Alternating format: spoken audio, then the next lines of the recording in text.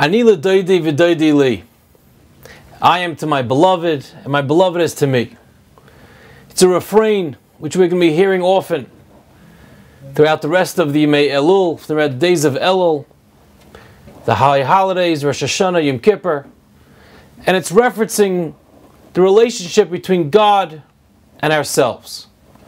Our beloved, which is HaKadosh Baruch Hu, which is Hashem, and us. And it's one of a marriage. This week's Parsha talks about two different topics. One at the beginning, a beautiful time of marriage, and one at not such a beautiful time, one of divorce.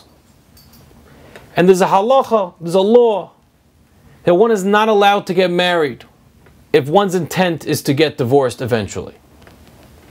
If things don't work out, things don't work out.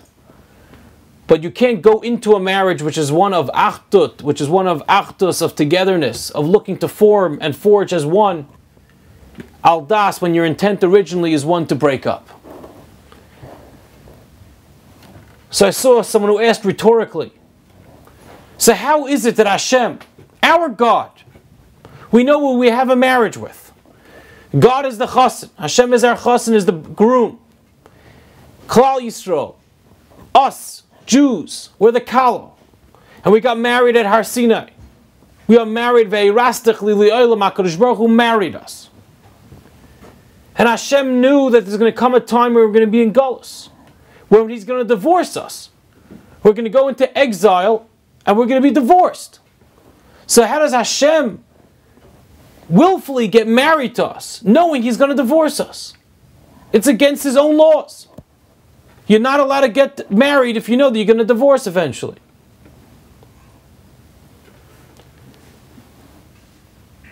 And the answer is obvious.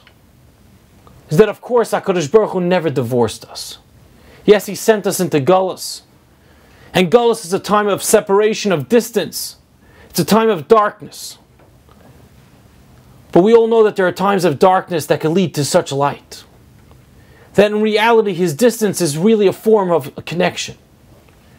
And HaKadosh Baruch Hu, there are times when we were living in the Beis HaMikdash and we saw God was palpable, was tangible. We felt the presence of HaKadosh Baruch Hu. We lived with the Rabbeinu Shalom in a physical sense. That's one level.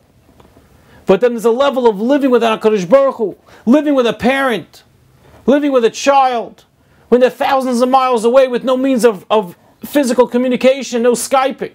I don't see it. But I'm living with him. I'm sending him messages. I'm talking. I'm communicating.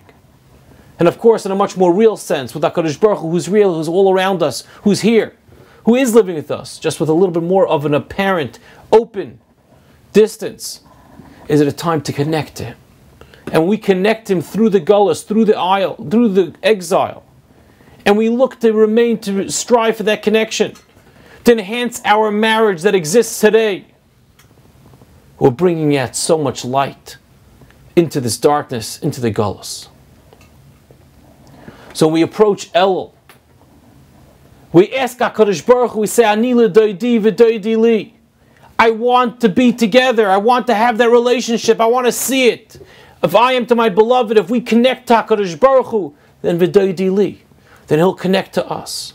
Then that marriage will be one that we'll have back in the days of the Beis HaMikdash when we'll be living with HaKadosh Baruch Hu.